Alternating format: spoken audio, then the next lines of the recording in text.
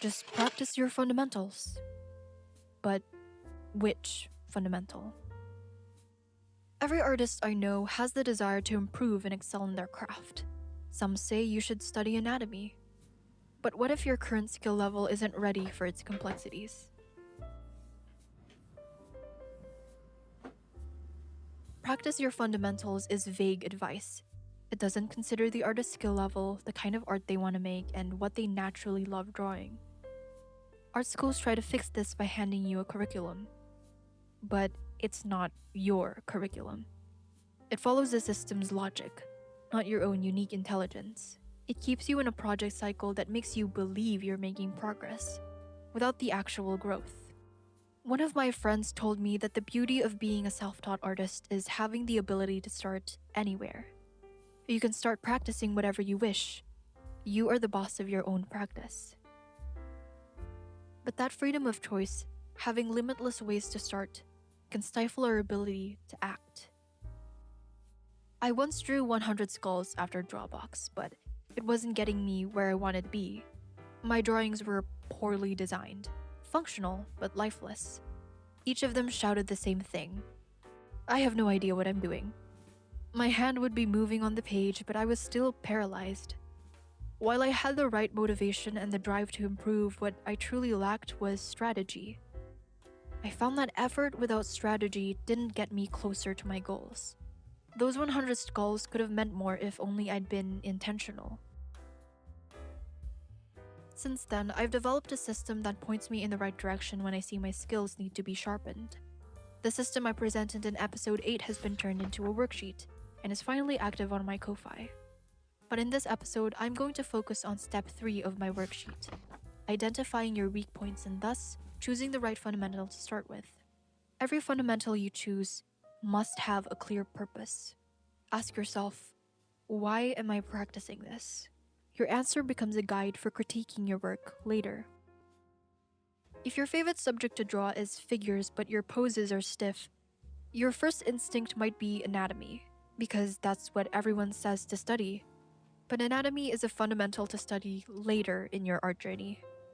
If you study it before you have a solid grasp of figure drawing, you won't get the most out of it. Remember, advanced fundamentals solve advanced problems. In this case, if your figures are stiff, you need gesture, not anatomy. What I'm implying here is that there's a sequence to the fundamentals that you have to practice, and you have to be strategic with it. The honesty filter. Be honest about where you are in your art journey. Being honest about your skill level will tell you what information you can digest without choking on it. If you try to draw a rib cage and you find it difficult, that's good. That drawing is telling you, this is too advanced. Backtrack a little. That clarity is a gift. Just a bit of tough love for all of us. When doing academic work, separate it from your style. I used to say, it's just my style, to hide my mistakes, but that only hindered my growth. When you're strictly practicing to improve or study a new concept, you must remain objective. Style is a conscious decision. We have to be willing to look at the unrefined parts of our work if we want to master it. So back to our example. The weak point is stiff poses. The fundamental is gesture. I chose this because it fits my current skill level and solves the specific problem I see in my drawings. By ranking stiff poses as my top priority to improve, I narrow my focus.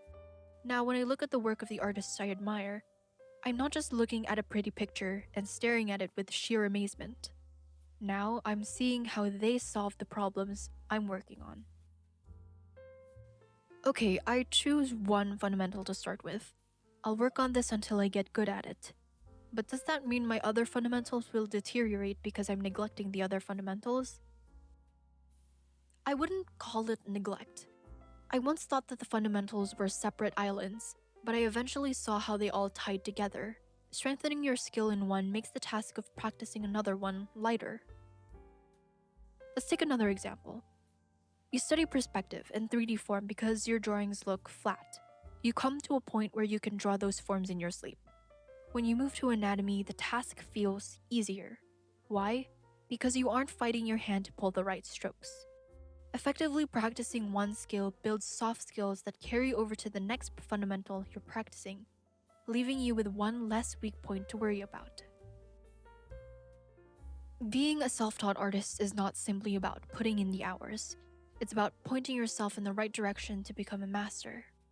When you're standing at the crossroads of picking which fundamental to practice first, these concepts and these strategies will be your guiding compass every time you feel lost.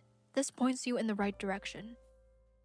I'm going to be talking about how I critique my work in the next episode, using the concepts I discussed here.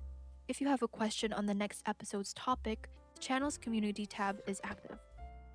If you want a clear path to take action on these concepts, the Focused Art Practice worksheet helps you do just that. It isn't just a set of tables to fill in, it's a guide to help you tackle your next weak point with confidence.